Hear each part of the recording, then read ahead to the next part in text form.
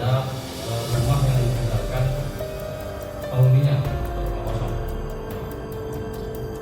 Ada 4 laporan polisi terkonfirmasi 4 kejadian perkara dari kejahatan tersebut dibanjir dengan lima,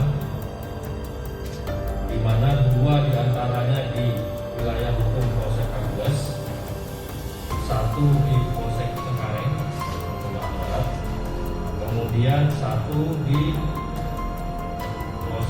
wilayah Polsek Tanjung Duren. Jadi 4 yang terkonfirmasi.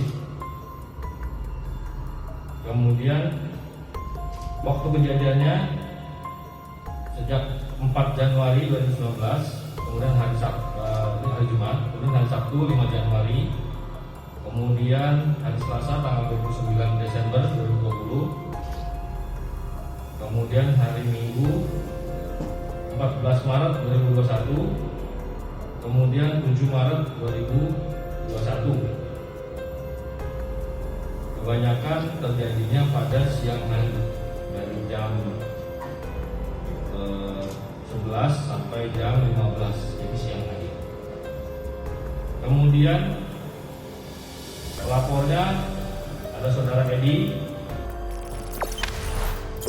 Jangan lupa subscribe, share, komen, dan like ya.